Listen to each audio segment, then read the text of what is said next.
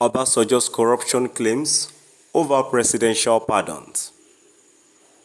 My dear listeners, from wherever you're listening from, moving on to the full details, kindly please ensure you like, subscribe to this channel and share.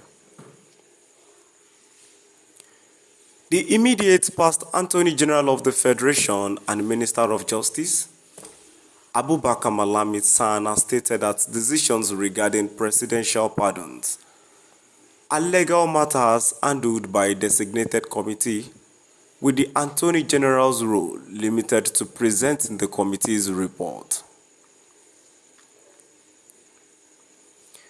Malami made this clarification in an exclusive interview with The Punch on Friday while responding to allegations in former President Olusegun Obasanjo's newly released book, Nigerian, Past and Future.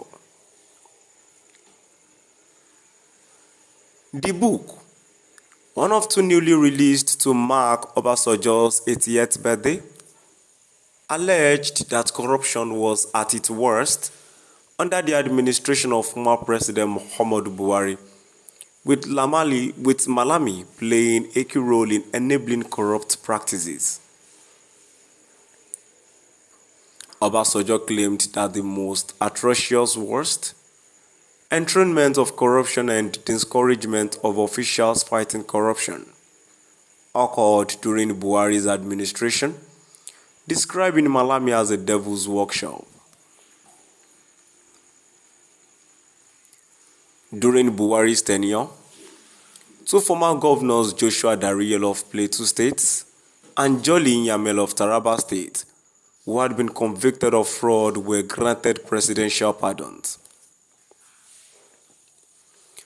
Dariel had been serving a 10-year sentence for embezzling 1.26 billion naira in state funds, while Nyamel was serving a 12-year sentence for misappropriating 1.64 billion naira. The Council of State, presided over by Buhari in April 2022, granted them pardons on the grounds of age and ill health. Both were released from Kuje Correctional Facility in the Federal Capital Territory in August 2022, 4 months after the pardons. Obasanjo, however, alleged that Malami had strongly advised Buhari to grant the pardons and that the process was tainted by corruption. According to the former president, it was later discovered that neither Dariye nor Nyame had life-threatening illnesses as initially claimed. It was all part of Malami's financial shenanigans, and he played many such schemes to his advantage. His principal condoned, turned a blind eye and deaf ear and paid lip service to fighting corruption, while cohabiting comfortably with corruption in multifarious ways, Obasanjo alleged. In response, Malami strongly refuted the claims, insisting that the process of granting pardons is strictly regulated by law. Generally speaking, the issue of pardon is a legal matter governed by law and existing legislation, in which a committee on the prerogative of mercy, not the Attorney General, is responsible, is stated. He further explained that his role as Attorney General was limited to presenting the committee's report to the Council of State. The responsibility for actions and inactions associated with the committee's recommendations lies with the committee, not the Attorney General, Malami said. Malami also criticized the growing trend of unsubstantiated corruption allegations against public officials, both locally and internationally. He called for detailed and evidence-based claims to ensure credibility.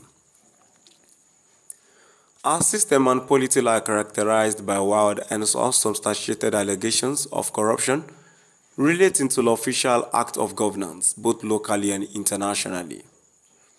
We have witnessed unguided allegations even against our well-respected president during international media engagement, The Art Talk interview of President Obasanjo is a relevant case in point, he noted. The former Minister of Justice stressed that for any corruption or bribery allegation to hold weight, sufficient details must be provided.